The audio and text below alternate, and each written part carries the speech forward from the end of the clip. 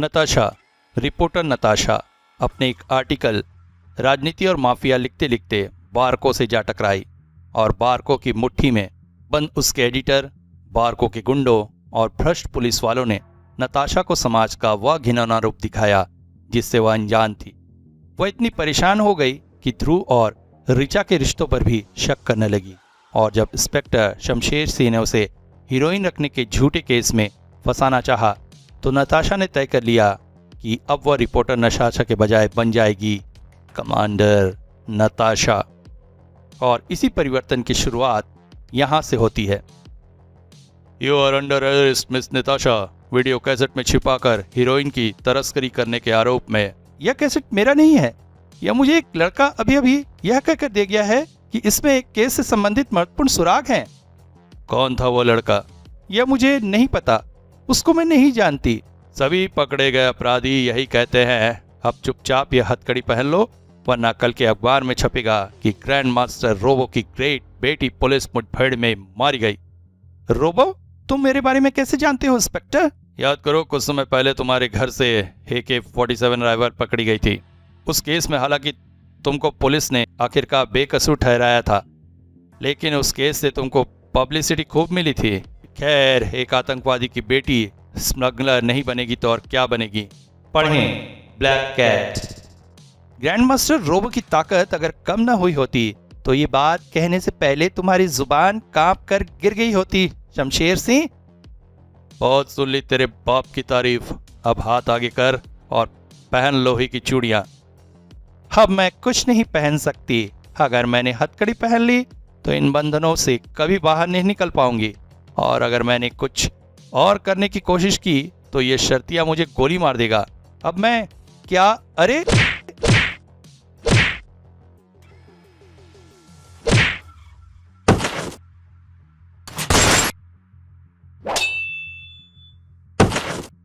गुलाम का आदाब madam Natasha. Hulk, grand master robo का सबसे वफादार आदमी, और वो भी यहाँ पर। लेकिन तुम तो मेरे पिता का साथ कभी नहीं छोड़ते। इसका मतलब कि मास्टर इसी शहर में है मदाम, और उन्होंने आपको याद फरमाया है। पापा यहाँ पर हैं। कहाँ पर हैं वे? डॉक्टर शील्डर के नर्सिंग होम में मदाम, आप तुरंत चलिए। लेकिन वो पुलिस वाला जो नीचे गिरकर मर गया, उसका क्या होगा? कौन पुलिस वाला मदाम? आपके यहाँ ना कोई आया और न ही आपकी खिड़की से नीचे गिरा। आप समझ गई ना मेरी बात? समझ गई। चलो, लेकिन पापा को हुआ क्या है? वे डॉक्टर शील्डर के नर्सिंग होम में क्यों हैं? और दूसरी तरफ, मैंने आपका काम कर दिया, मेरे पैसे कहाँ हैं? तूने नताशा को वीडियो कैसेट में हीरोइन पहुंचाकर अपना काम तो कर दिया पट्टे, लेकिन तू चिंता मत कर, उस काम के बदले वाले पैसों के फूल हम तेरी कब्र पर चढ़ा देंगे। पकड़ो से, वरना बस हमारी चमड़ी उधर कर रख देगा। सांस फूल रही थी, छाती धोखने की तरह चल रही थी और पैर जवाब दे रहे थे। आखिरकार अब तेरी कहानी खत्म, और तेरे साथ साथ यह सारी कहानी भी खत्म। हाँ। कहानी खत्म होने से पहले मैं इस कहानी का क्लाइमेक्स ही बदल देता हूँ। सुपर कमांडो ध्रुव, तू मुझे रोक नहीं पाएगा। आह! इसको मामूली गुंडा समझकर मैंने इसको गंभीरता से नहीं लिया था, लेकिन इसकी फुर्ती देखकर लगता है कि इसको तगड़ी ट्रेनिंग मिली हुई है। यह मामूली गुंडा नहीं हो सकता, और इसका एक ही मतलब है कि यहाँ पर जो कुछ हो रहा है वह मामूली नहीं है। मुझे इस मामले की तह तक पहुंचना होगा। आई, मैं इससे जीत नहीं सकता। इससे बचकर भागने का और काम भी पूरा करने का एक ही रास्ता है, और वह है ये। जैकेट के अंदर से निकाला गया दूसरा चाकू अपने शिकार के शरीर में जा धंसा। ध्रुव का ध्यान पल भर में बटा, और इसी पल में गुंडे को भागने का मौका मिल गया। ओह, वो भाग रहा है, लेकिन मैं उसका पीछा नहीं कर सकता क्योंकि अभी इस लड़के को मदद पहुंचानी जरूरी है। और अस्पताल में, आओ बेटे। पापा, क्या हुआ आपको? आप इस नर्सिंग होम में क्यों हैं? बताता हूँ नताशा, सब बताता हूँ। सबसे पहले तो यह कि मुझे कुछ नहीं हुआ। तो फिर आप यहाँ पर क्यों हैं और आपने मुझे क्यों बुलाया? मैं तुमको किसी से मिलवाना चाहता हूँ नताशा, और वह इस हॉस्पिटल में भर्ती है। कौन है वह इतना महत्वपूर्ण व्यक्ति जिसने आपको यहाँ आने के लिए मजबूर कर दिया और उसको देखने के लिए आपने मुस्तकिल बुलावा भेजा? क्या मैं उसे जानती हूँ? जानती हो बेटी, मगर पहचानती नहीं हो। वह तुम्हारी माँ है। माँ? मेरी माँ? सुबह। अब उसकी तबीयत कैसी है कैप्टन? किसकी रेणु? ओ, उस लड़के की जिसे कल रात चाकू लग गया था। अभी सीरियस है, पुलिस हॉस्पिटल की इंटेंसिव केयर यूनिट में है, और जब तक उसे होश नहीं आ जाता तब तक यह पता चलना मुश्किल है कि यह चक्कर आखिर है क्या। मुश्किल नहीं, असंभव कहो ध्रुव। इस दुनिया में कुछ भी असंभव नहीं रेणु, और मैं उसी असंभव को संभव बनाने के लिए कंप्यूटर पर बैठा हूँ। मैं उस चाकू मारने वाली की फाइल निकालने के लिए इंटरपोल तक संपर्क करूंगा। मुझे पूरा यकीन है कि वह गुंडा एक पेशेवर अपराधी है। यानी तुम उस लड़के को खत्म करने में नाकामयाब रहे और वह ध्रुव के हाथ लग गया। सबसे बुरी बात तो यह है कि ध्रुव ने तुम्हारी शक्ल देख ली है, इसलिए तुम्हारा जिंदा रहना हमारे लिए मौत का कारण बन सकता है, और हम अभी मरना नहीं चाहते। लेकिन बारको, मैं तो इसका क्या करना है बॉस? गोली मार दो इसको। नहीं, अगर इसकी गोली लगी लाश पुलिस के हाथों आ गई तो एक नया झमेला खड़ा हो जाएगा। इसको इसी बेहोशी की हालत में रस्सी से बांधकर समुद्र में फेंक दो। पानी में दम घुटकर अपने आप मर जाएगा और यह एक दुर्घटना लगेगी। और हाँ, बांधने के लिए उन रस्सियों का इस्तेमाल करना जो पानी में 1 घंटे रहने के बाद अपने आप गल जाते हैं। Okay boss. Goodbye Manto. तुम्हारी मौत का मुझे बेहद अफसोस है, पर क्या करें, अपनी गर्दन बचाने के लिए दूसरे की गर्दन का नाप देना ही पड़ता है। आज का दिन हर कोई डॉक्टर के साथ ही शुरू कर रहा था। मैंने आपकी बीमारी को डायग्नोज कर लिया है मिस रिचा, और इस बीमारी का मेडिकल साइंस के पास कोई फुल प्रूफ इलाज नहीं है। मतलब? यह एक जानलेवा बीमारी है मिस रिचा। क्या बीमारी है मुझको डॉक्टर? जो हो साफ साफ कहिए, मैं बुरी से बुरी खबर सुनने की भी ताकत रखती हूँ। आपको नर्वस सिस्टम की बीमारी है, स्नायु तंत्र खराब हो रहा है आपका। दरअसल यह एक बहुत कम सुनी जाने वाली बीमारी है, एक खास किस्म की बीमारी जो सिर्फ मानव के स्नायु तंत्र पर ही हमला करती है और स्नायु तंत्र को धीरे धीरे कमजोर करती जाती है। पहली अवस्था में थकान महसूस होती रहती है, दूसरी अवस्था में चक्कर आता है, सांस फूलती है, और फिर आदमी के हाथ पैर कांपने लगते हैं, नज़र कमजोर होने लगती है, और उसके बाद बिस्तर और फिर मौत। और इस बीमारी का कोई इलाज नहीं, यही कहना चाहते हैं ना डॉक्टर भंडारी? नहीं, मैं कहना चाहता हूं कि इस बीमारी पर शोध कार्य चल रहा है रिचा, और प्रयोग के तौर पर एक इलाज ढूंढा गया है। अभी इसके रिजल्ट पूरी तरह से सामने नहीं आए हैं, लेकिन करके देखने में कोई हर्ज तो नहीं है। क्या है वह इलाज? मैग्नेटोथेरेपी, यानी चुंबकीय चिकित्सा। इसमें शरीर के चारों तरफ एक बहुत बड़ा शक्तिशाली चुंबकीय क्षेत्र की रचना की जाती है। इससे शरीर में खून के दौरे पर असर पड़ता है और यह खून का दौरा स्नायु तंत्र पर प्रभाव डालता है। इससे धीरे धीरे स्नायु तंत्र मजबूत हो जाता है। गुड। हम ये थेरेपी कब शुरू कर सकते हैं? अभी से तुरंत, क्योंकि इस पर शोध कार्य मैं ही कर रहा हूँ और मैंने यहीं पर एक लैब बनाकर रखी है, और डॉक्टर शील्डर के नर्सिंग होम में। कुछ पता चला फादर? नहीं पीटर, अब तो मुझे भी आशंका हो रही है। मुझे यहाँ से बाहर निकलना ही होगा। डॉक्टर शील्डर अगर इजाजत न दे तो भी। ऐसा मत करो पीटर, क्यों खामखा शक पैदा करने वाली बात करते हो? मैं जाकर डॉक्टर शील्डर से बात करके आता हूँ। उसी वक्त मेरी माँ जिंदा है और आपने मुझसे झूठ बोला? कि मेरी माँ जन्म देते वक्त मर गई? क्यों पापा, क्यों? तुम्हारे सवाल का मेरे पास कोई जवाब नहीं है बेटी। जिस वक्त मैंने यह सब किया उस वक्त मेरा दिमाग। गुड मॉर्निंग डॉक्टर शील। नताशा, तुम यहाँ पर कैसे? फादर परेरा, आप यहाँ पर क्या कर रहे हो? पीटर का अभिभावक होने के कारण फादर परेरा को नताशा पहले से जानती है। मैं तो पीटर को देखने आया था। तुम तो जानती हो कि अनाथ हो जाने के बाद पीटर मेरे पास ही पला बड़ा है, और यहाँ पर मैं डॉक्टर शील्डर से मिलकर उसको डिस्चार्ज कराने की बात करने आया था। कहाँ है डॉक्टर शील्डर? वे बिजी हैं। आपको तो नर्स ने बता ही दिया होगा कि डॉक्टर शील्डर ने अपने सारे अपॉइंटमेंट कैंसिल कर दिए हैं। वे किसी से नहीं मिल सकते। लेकिन पीटर को डिस्चार्ज कराना बहुत जरूरी है। फादर परेरा, हम एक बहुत जरूरी बात कर रहे थे और आपने हमको डिस्टर्ब कर दिया। आप जा सकते हैं। अंदर तक हिलाकर रख दिया उस सख्त आवाज ने फादर परेरा को। मैं जा रहा हूँ। कौन है यह खतरनाक आदमी, और नताशा इस आदमी के साथ यहाँ पर क्या कर रही है? मुझे पीटर को यह खबर देनी होगी, कहीं नताशा किसी खतरे में तो नहीं। और वहां से दूर, ये गया मोंटो पानी के अंदर।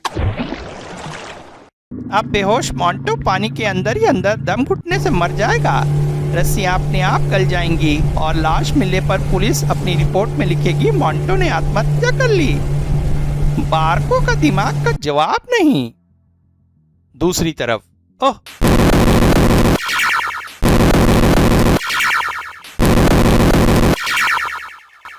ऐसा लग रहा है जैसे बदन का रंग कांप रहा हो डॉक्टर।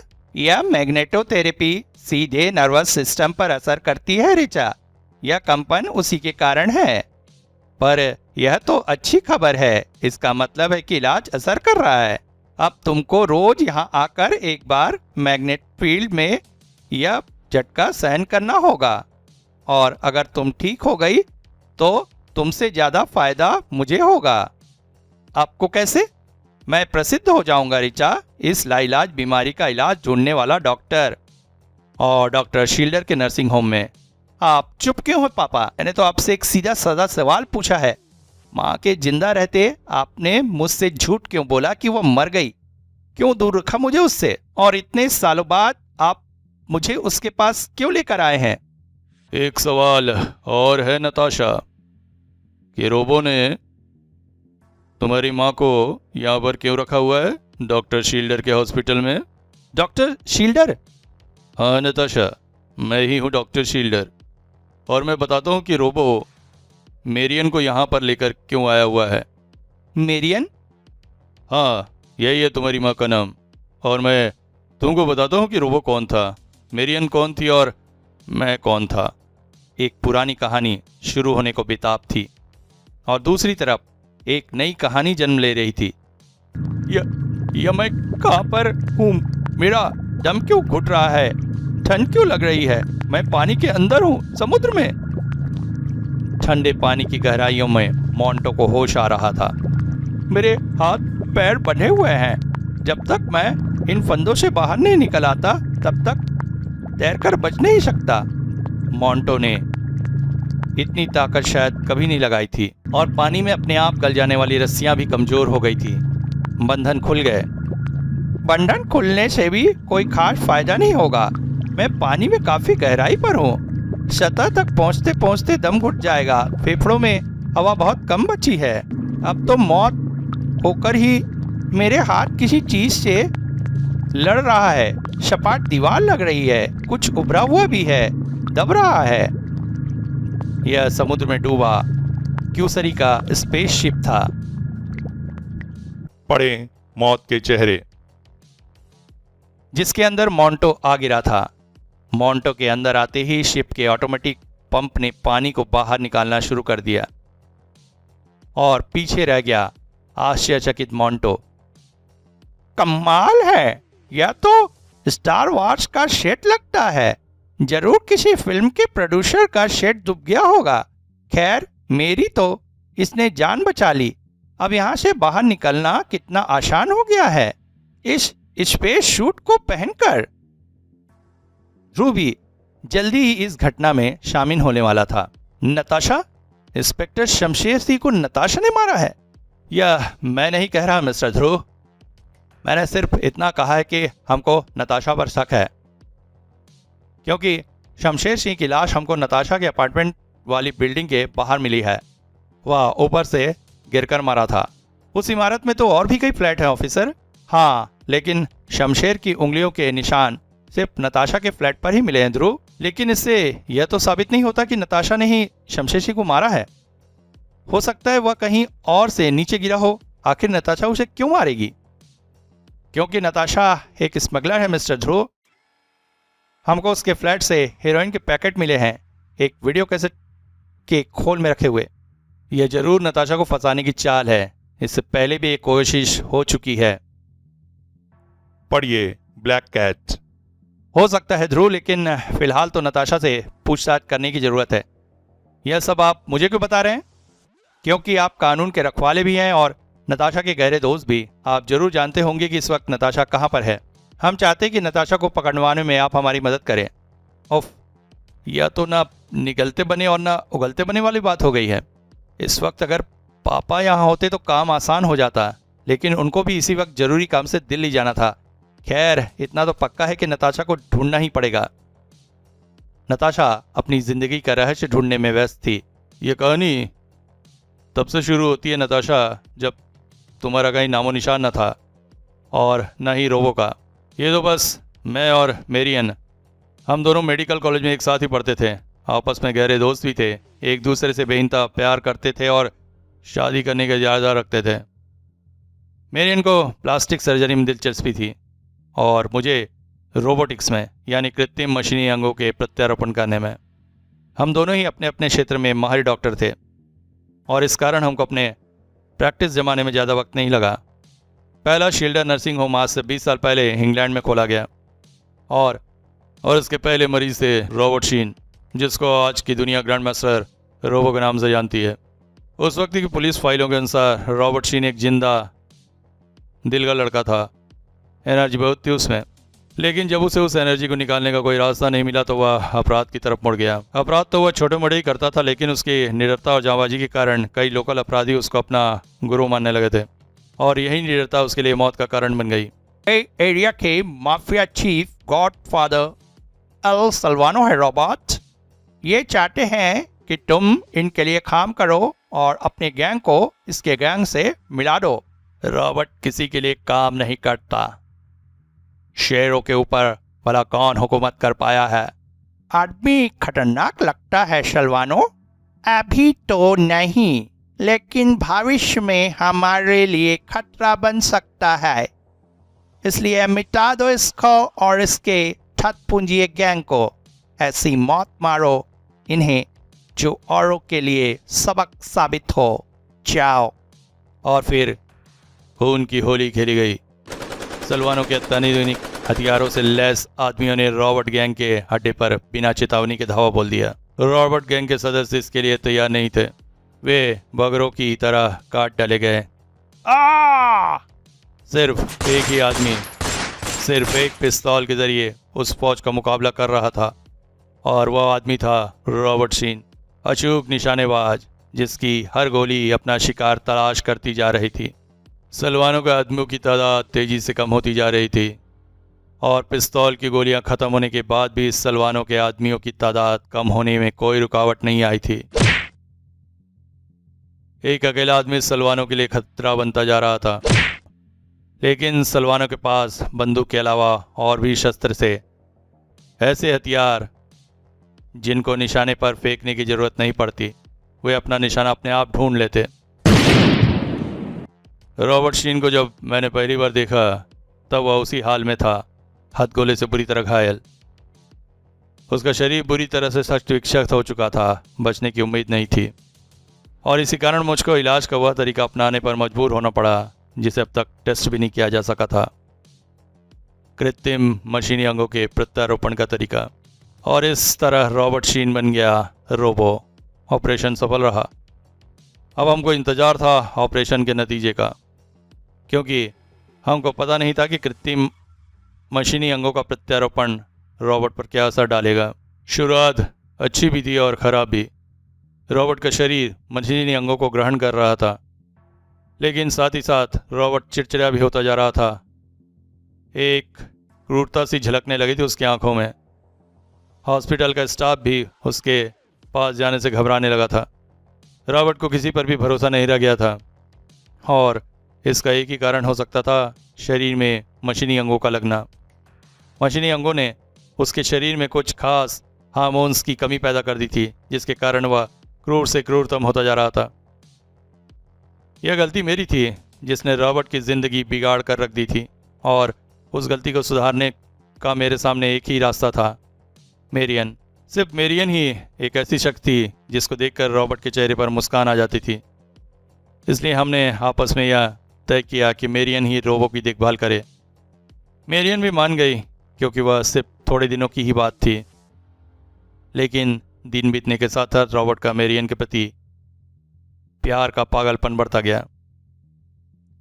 और एक दिन तो हद हो गई, जिस दिन रॉबर्ट और रोबो ने एक जूनियर डॉक्टर को सिर्फ इसलिए ऊपर से नीचे फेंक दिया क्योंकि उसने मेरियन से ऊंची आवाज में बात की थी। अगले ही दिन वह एक नर्स पर सर्जिकल छुरी देकर दौड़ा। अगर मेरियन ने उसे ना रोका होता तो नर्स अपनी जान से हाथ धो बैठती। रोबो का वह रूप देखकर मैं और मेरियन दोनों ही सिहर गए। यह पक्का हो गया था कि रोबो के दिमाग में क्रूरता बढ़ती जा रही थी, और अगर उस ज्वालामुखी को कोई रोक सकता था तो सिर्फ मेरियन। एक बहुत महत्वपूर्ण निर्णय लेने का समय आ गया था। मैंने और मेरियन ने इस समस्या पर लंबे चौड़े विचार विमर्श किया और यह तय किया कि रोबो और मेरियन की शादी कर दी जाए, क्योंकि रॉबर्ट की आदतों पर जिंदगी भर के लिए अंकुश लगाए जा सके। अब मैं तुमको पति पत्नी घोषित करता हूँ, Robert Sheen and Marion Cole. लेकिन यह उम्मीद भी जल टूट गई। शादी होने के बाद रोबो ने पहला काम किया सलवानों की निशंस हत्या, और वह उसी हालत में घर वापस आ गया। यह खून किसका है रॉबर्ट? यह खून, यह तो एक आदमी का एक्सीडेंट हो गया था, उसी को अस्पताल पहुंचा कर आ रहा हूं। बहुत खून निकल रहा था उसके, शायद वही हाथों में लग गया। अगले दिन का पेपर पढ़ते ही मेरियन समझ गई कि क्या हुआ होगा, लेकिन उसने यह समझा कि हत्या रॉबर्ट ने प्रतिशोध के लिए की है। अब आगे से वह ऐसा कभी नहीं करेगा। लेकिन यह उम्मीद भी गलत साबित हुई। मेरियन से छुपाते हुए रोबो के कदम अपराध की दुनिया में गहरे होते चले गए, और वह रॉबर्ट से बन गया ग्रैंड मास्टर रोबो। मेरियन से और बर्दाश्त नहीं हो सका। वह गर्भवती अवस्था में रोबो का घर छोड़कर अपने मायके चली गई, और वहीं पर उसने एक पुत्री को जन्म दिया। उस बच्ची का नाम रखा गया नताशा। तुम वही बच्ची थी नताशा? फिर मैं माँ से अलग कैसे हो गई? आगे की कहानी तुम रोबो से खुद ही सुन लो नताशा। मुझे मेरियन पर कुछ और टेस्ट करने हैं। रोबो की कहानी शुरू होने वाली थी और किसी की जिंदगी की कहानी खत्म। बराबर बराबर पैसे बांटना। ये तेरी कमाई के पैसे थोड़ी है ना, ये तो मोंटो के पर्स के पैसे हैं। जरा दिल खोल के बांटना। दिल तो मैं तुम लोगों की खोल ही दूंगा। हैं? कौन है बे? किसकी मौत? आई! तुम लोगों की। फोन उठा। ठीक उसी वक्त ध्रुव नताशा की तलाश कर रहा था। कमाल है, नताशा तो एकदम गायब हो गई। लेकिन इस एरिया के थाने से एक बात पता चली कि कुछ रात पहले नताशा वहां पर रिपोर्ट लिखाने गई थी कि उस पर कुछ गुंडों ने हमला किया था। हो न हो नताशा के ऐसे गायब होने का और शमशेर सिंह की हत्या का संबंध उस हमले से जरूर है। और पास ही में डॉक्टर भंडारी का क्लिनिक भी अजीब जगह पर है। टैक्सी मिलती ही नहीं। पता नहीं कहाँ तक पैदल चलना पड़ेगा। और समुद्र तट पर ही बने उस कैबिन के अंदर बारको बॉस। हाँ काम हो गया। पर बारको बोल रहा है। ला फोन मुझे दे। क्या बात है? हकला क्यों रहा है? दारू पी रहा है? बारको, मैं मोंटो बोल रहा हूँ। मोंटो? हाँ बारको, मैं मरा नहीं हूँ, लेकिन मुझे मौत देने की कोशिश तेरे लिए मौत का कारण जरूर बन गई है। अब तेरे सामने दो ही रास्ते हैं, या तो चुपचाप अपना साम्राज्य मेरे हवाले कर शहर छोड़ दे, या आत्महत्या कर ले। वरना 24 घंटे के अंदर तेरा वही हाल करूंगा जो अभी मैं तेरे आदमियों का करने जा रहा हूँ। नमूना अभी दिखाता हूँ। मोंटो के हाथों से एनर्जी की तरंग निकलकर टेलीफोन के सर्किट से होते ही बारको के कान से जा टकराई। ये क्या? नहीं, तुम मोंटो नहीं हो सकते। मोंटो को तो हमने हाथ पैर बांधकर समुद्र में फेंक दिया है। वो मर गया है और उसके पास ऐसी कोई शक्ति नहीं थी जैसी तुम्हारे पास है। अगर तुम मोंटो हो तो अपना चेहरा दिखाओ हमें। चाहता तो मैं भी था कि मरने से पहले लोग अपनी मौत को पहचान लो, पर मैं क्या करूं? लाख कोशिश के बावजूद भी यह हेलमेट उतरने का नाम नहीं ले रहा। मुझे तो बस इतना पता है कि इस सूट को पहनते ही मेरे शरीर में जैसे असीमित ऊर्जा भर गई है और अब मेरा इस ऊर्जा को खर्चने का मन कर रहा है। बारको को संदेश तो मिल गया है, अब उस पर दस्तखत भी कर दिए जाएं। एनर्जी की 3 भीषण धमाकों ने तीनों को पिघलाकर मांस के ढेर में बदल दिया और साथ ही साथ केबिन भी सुलग उठा। वहां से गुजर रहे ध्रुव का ध्यान खींचने को इतना काफी था। ओह, यह केबिन है क्या? एक भीषण आग से कैसे सुलग उठा? कोई धमाके की आवाज तक नहीं आई। शायद पेट्रोल कोई बाहर आ रहा है, आग की लपटों में घिरा हुआ, लेकिन यह लड़खड़ा नहीं रहा है। इसको मदद की जरूरत नहीं है। कुछ गड़बड़ है और मुझे आभास हो रहा है कि इस गड़बड़ की जड़ यही आदमी है। बढ़ते कदम थम गए और मोंटो का ध्यान बारको से हटकर ध्रुव पर चला गया। ओह, सुपर कमांडो ध्रुव, कौन हो तुम? यह तो मैं भूल ही गया था कि बारको के अपराध साम्राज्य पर कब्जा करने से पहले मुझे तुमको रास्ते से हटाना पड़ेगा, वरना तुम हमेशा के लिए सिरदर्द पैदा करने वाली मशीन बन जाओगे।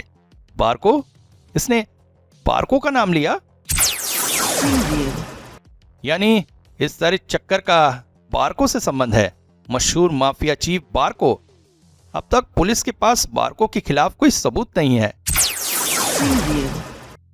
अगर मैं इसको काबू में कर सकूं तो यह शायद बारको के खिलाफ एक अच्छा सबूत साबित हो। लेकिन सवाल यह है कि इसके एनर्जी ब्लास्ट को पार करके इस तक कैसे पहुंचा जाए। 1 मिनट, इसके हाथों से ब्लास्ट लगातार नहीं निकल रहे हैं। एक ब्लास्ट और दूसरे ब्लास्ट के बीच लगभग 2 सेकंड का अंतर है। अगर मुझे कुछ करना है तो वह इन्हीं 2 सेकंड में करना है। आह! इस बार से ध्रुव पूरी तरह संभल पाता उससे पहले ही निशाना तन चुका था। ऊर्जा की एक प्रचंड लहर ध्रुव की तरफ बढ़ी, लेकिन ध्रुव को छू न पाई। ऋचा, तुम यहां पर कैसे? बताती हूं, लेकिन पहले जरा इस व्यवधान को तो दूर कर लूं। हा हा हा, कुछ नहीं कर सकती लड़की। मैंने अपने शूट को हाई पावर की एनर्जी के कवच से घेर लिया है। अब मुझ तक कुछ नहीं पहुंच सकता, कुछ नहीं। इस पर यह हथियार बेकार है ऋचा। यह एनर्जी का वार करता है और एनर्जी को सिर्फ एनर्जी रोक सकती है। एनर्जी? जैसे मैग्नेटिक एनर्जी? हाँ, मेरे साथ आओ जल्दी। पर कहाँ ऋचा? तुम आओ तो सही, मैं सब बताती हूँ। भाग रहे हो, पर भागोगे कहाँ? मोंटो तुम्हारा पीछा तभी छोड़ेगा जब तुम लाश में बदल जाओगे। नताशा के लिए रहस्यों के पर्दे खुलते ही जा रहे थे। जब मुझे पता चला कि मेरियन मुझे छोड़कर चली गई तो गुस्से से मेरा पूरा बदन सुलग उठा। मैं उसको सजा देना चाहता था। वैसे तो रोबो के राज्य में एक ही सजा चलती है, मौत। लेकिन मैं वह सजा मेरियन को नहीं दे सकता था, क्योंकि सब कुछ होने के बावजूद मैं मेरियन से बहुत प्यार करता था। लेकिन सजा तो देनी ही थी और मैं तुमको चुपचाप उठा लाया। मैंने बदले की भावना में जलकर तुमको तुम्हारी माँ से दूर तो कर दिया था, लेकिन तुमसे शायद मेरियन से भी ज्यादा प्यार करता था। दुनिया मुझे अंतर्राष्ट्रीय आतंकवादी ग्रैंड मास्टर रोबो के नाम से जानती थी, लेकिन तुम्हारे लिए मैं एक इंसान था, तुम्हारा पापा। तुमको मैं उसी लाड़ प्यार से एक नाजुक कोमल लड़की की तरह पाल रहा था, जैसे शायद तुम्हारी माँ तुमको पालती, एक फूल की तरह। लेकिन तभी मुझको पेरिस जाना पड़ा, बाईं आंख में लेजर आई फिट करवाने के लिए। मेरी गैर हाजिरी में मेरे डिप्टी चीफ ने मेरे आतंकवादी साम्राज्य पर कब्जा करने की कोशिश की और उसने अपना मोहरा बनाया तुमको, मेरी बेटी को। मैंने अपनी नई लेजर आई के जरिए तुमको बचा तो लिया, लेकिन इस घटना ने मुझे सोच में डाल दिया। आई! मेरे कारण तुम्हारी जान कभी भी खतरे में पड़ सकती थी और मैं हर वक्त तुम्हारे पास नहीं रह सकता था। एक ही रास्ता था, तुमको आत्मरक्षा के गुर सिखाने का। तुम्हारी उम्र भी सीखने के लायक हो रही थी और मेरे पास अलग अलग तरह की लड़ाइयों के दांव पेच सिखाने वाले कई उस्ताद मौजूद थे। हैया! हाँ! तुम्हारी ट्रेनिंग शुरू हो गई। वैसे तो यह ट्रेनिंग सिर्फ तुमको आत्मरक्षा सिखाने के लिए थी, लेकिन समय बीतने के साथ साथ तुम्हारी खूबियां सामने आने लगी। तुम युद्ध की सभी कलाओं में इतनी तेज निकली कि तुमने अपने उस्तादों को ही मात देना शुरू कर दिया। तुम्हारे किशोर अवस्था में आते आते मेरे गैंग में एक भी एक्सपर्ट ऐसा नहीं बचा था जिसने तुमसे मात न खाई हो। गैंग में सब तुम्हारी इज्जत करने लगे थे और मेरे बाद सिर्फ तुम्हारी ही हुक्म मानने को तैयार थे। मेरे सामने और कोई रास्ता नहीं था। सबकी मर्जी के आगे मुझे झुकना पड़ा और तुम नताशा से बन गई, कमांडर नताशा। ये आपने मुझे कभी नहीं बताया, लेकिन अगर आप और माँ इतने सालों तक नहीं मिले तो एकाएक माँ यहाँ पर कैसे आ गई? आप यहाँ पर कैसे आ गए और माँ की ये हालत कैसे हो गई? ये सब मुझे भी यहीं आकर पता चला जब डॉक्टर शील्डन ने मुझे यहाँ बुलाया था। सुनो। और दूसरी तरफ डॉक्टर भंडारी के क्लिनिक में, इस कैट स्कैन मशीन को जरा अच्छी तरह से एडजस्ट कर लूं। कल रिचा के नर्वस सिस्टम का गहन चेकअप। अरे, इससे पहले कि अगला बार डॉक्टर भंडारी की खोपड़ी उड़ाता, डॉक्टर साहब नीचे। अब तू मुझसे नहीं बचेगा ध्रुव, तुझे तो मैं तड़पा कर मारूंगा। ले, मैंने अपनी एनर्जी शील्ड को बंद कर दिया है, अब आजा, आकर मार मुझे। उफ, तूने यह शील्ड बंद करके बहुत बड़ी गलती की है मोंटो। कोई गलती नहीं की है, यह स्पेस शूट है, वैक्यूम तक को सह सकता है। फिर तुम्हारे घूंसे की बिसात ही क्या है कमांडो। हम जो करना चाहते हैं वह तू नहीं समझ पाएगा मोंटो। ऐसे स्पेस सूट ताकत तो दे सकते हैं लेकिन दिमाग नहीं दे सकते। डॉक्टर भंडारी अचानक कुछ देखकर परेशान हो उठे। ये क्या? यह कैट स्कैन तो बता रहा है कि इस स्पेस सूट वाले आदमी का शरीर है ही नहीं, ना तो दिल की हरकत, ना फेफड़ों की और ना मस्तिष्क की। रीडिंग 0 आ रही है। कहीं मेरा कैट स्कैन खराब तो नहीं हो गया? नहीं, यह मशीन खराब नहीं हो सकती, इसको तो मैंने अभी अभी एडजस्ट किया है। फिर इसका एक ही मतलब हो सकता है कि आदमी का शरीर है ही नहीं। इस आदमी का सारा शरीर एनर्जी में बदल चुका है। यह सूट स्पेस सूट नहीं है, यह मास एनर्जी कन्वर्टर है और यह मेरे क्लिनिक को भी एनर्जी में बदल दे रहा है। मास एनर्जी कन्वर्टर, द्रव्य को ऊर्जा में बदलने वाला। मोंटो के वारों से बचते हुए ध्रुव और रिचा उसको मैग्नेटिक फील्ड वाले कक्ष तक ले आए। ये गया अंदर। और कुछ समझ पाने से पहले ही मोंटो उस जाल में फंस चुका था जो ध्रुव और रिचा ने उसके लिए बिछाया था। कुछ समझ पाने से पहले ही रिचा ने मोंटो के बदन को प्लेट पर कस दिया और ध्रुव ने मैग्नेटिक रिसोनेटर को ऑन कर दिया। मोंटो की सारी एनर्जी अब तीव्र मैग्नेटिक फील्ड के मजबूत खोल में कैद थी। मोंटो अपनी स्पेशल जेल में कैद हो चुका था।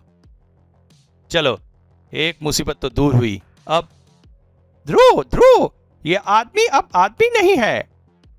ये क्या कह रहे हैं डॉक्टर भंडारी? यह आदमी नहीं है तो फिर क्या है?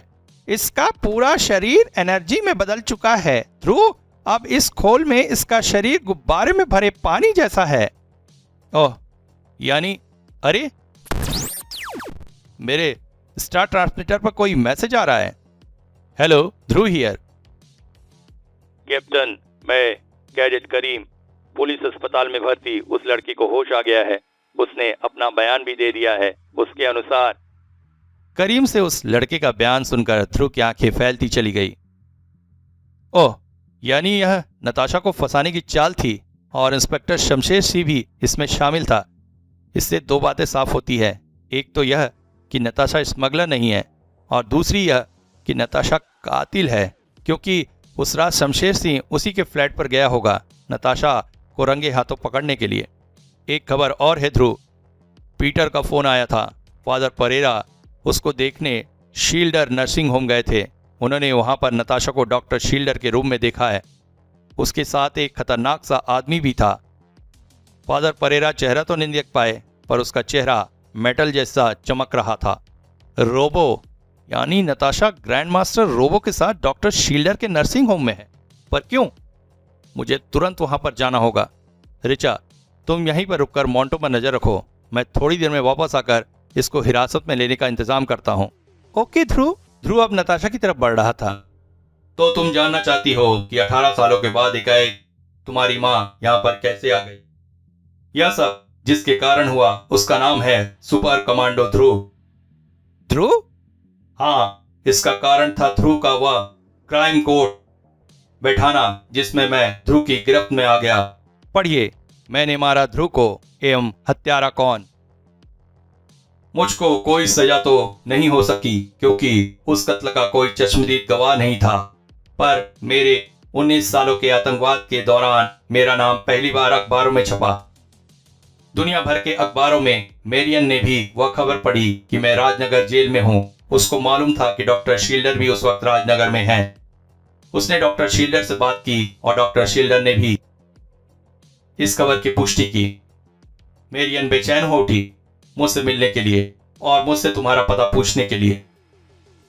उसने कुछ ही हफ्तों बाद राजनगर आने वाली फ्लाइट पकड़ ली और यहां से किस्मत ने मेरे साथ वह घिनौना खेल शुरू कर दिया, क्योंकि उसी फ्लाइट से इंग्लैंड का राजदूत भी भारत आ रहा था और एक आतंकवादी संगठन ने मुझे उसको खत्म करने का काम सौंपा था। मुझे न तो ये पता था कि मेरियन आ रही है और न ये पता था कि रास्ते में मेरियन राजदूत में अच्छी जान पहचान हो गई थी और वह एयरपोर्ट से राजदूत की गाड़ी में ही बैठकर राजनगर आ रही थी। रास्ते में बम लगाया जा चुका था जिसको इंतजार था राजदूत की कार का। मैंने मेरियन को तब देखा जब मैं कार के पास यह पक्का करने गया कि काम हो गया है। कुछ पलों के लिए मैं इतना स्तब्ध रह गया कि मुझे पता ही नहीं रहा कि मैं कितनी खतरनाक जगह पर खड़ा हूं और कभी भी पकड़ा जा सकता हूं। कहानी समाप्ति की ओर बढ़ रही थी। अच्छा हुआ मोंटो ने मोटरसाइकिल को कचूमर बना दिया, वरना उससे अस्पताल तक पहुंचने में देर हो सकती थी। ये तरीका ज़्यादा फिट है। मुझे बैटमैन से मिलकर ये तरीका ईजाद करने के लिए शुक्रिया अदा करना चाहिए। मोंटो ने अभी तक हार नहीं मानी थी। ये मैग्नेटिक फील्ड मेरी ऊर्जा को बाहर निकलने नहीं दे रहा है। मुझे इस मैग्नेटिक फील्ड को तोड़ना होगा और उसके लिए मुझे अपनी एनर्जी लेवल को बढ़ाना होगा। इस फील्ड को तोड़ना होगा, तोड़ना होगा, तोड़ना होगा।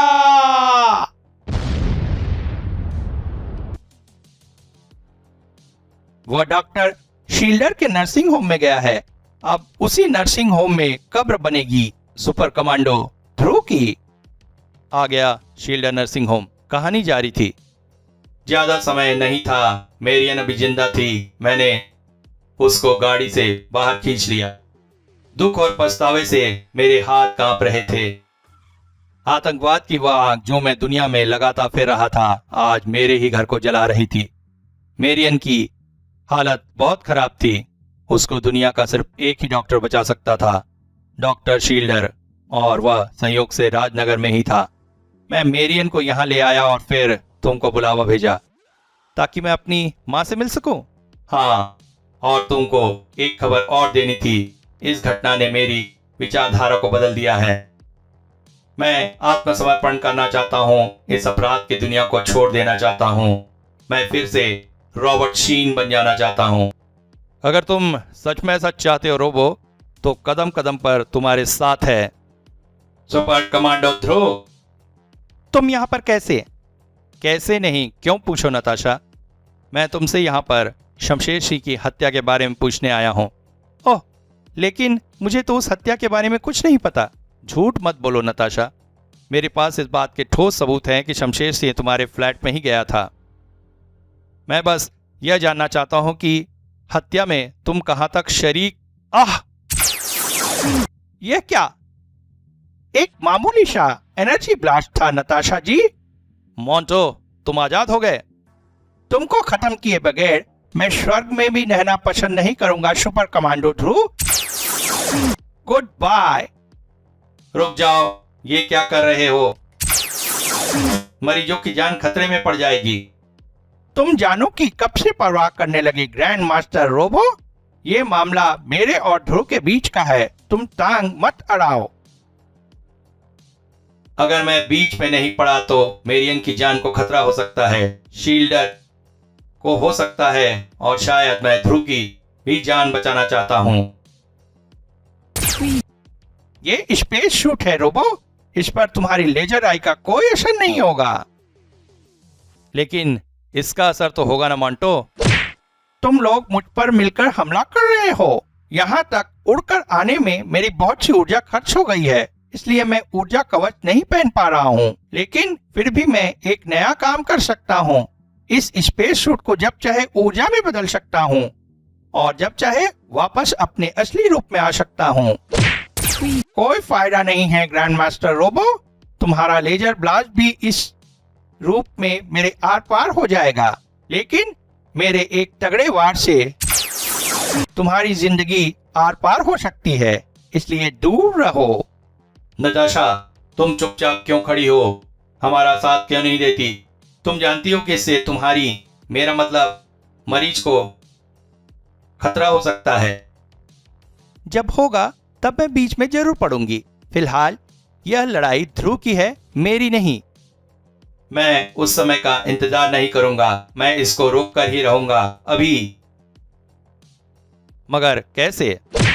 इसके स्पेस सूट पर तुम्हारा लेजर बेअसर है रोबो, लेकिन इसके चेहरे पर लगा वाइजर शीशा इतना मजबूत नहीं लगता। अगर तुम उस वाइजर को तोड़ सको तो एनर्जी का बना उसका शरीर बाहर हवा में उड़ जाएगा। लेकिन ऐसा मैं कैसे कर सकता हूं? मेरे वार करते ही वह अपना सूट एनर्जी का बना लेता है और मेरा लेजर ब्लास्ट आर पार हो जाता है। अब ऐसा नहीं होगा, तुम सिर्फ इसके स्पेस सूट के ठोस होने का इंतजार करो। ओह, तू बार बार मेरे ऊपर हमला करके मुझे तंग क्यों कर रहा है? जानता नहीं कि एनर्जी से मैटर और मैटर से वापस एनर्जी में बदलना कितनी मेहनत का काम है। आह, रोबो अटैक! धन्यवाद रोबो, मोंटो को खत्म करने में मेरी मदद करके तुमने अपने इरादों को साफ कर दिया है। कानून की दुनिया तुम्हारा स्वागत करती है रोबो। नहीं पापा, मैं आपको कानून की दुनिया में नहीं जाने दूंगी। हमारी अपराध की दुनिया उस कानून की भ्रष्टाचार, झूठ, छल और लालच से भरी दुनिया से कहीं ज्यादा अच्छी है। हम अपराध की दुनिया में वापस जाएंगे पापा, और उस दुनिया में आतंकवाद के बादशाह ग्रैंड मास्टर लोबो को लेकर जाएगी उसकी आर्मी चीफ कमांडर नताशा।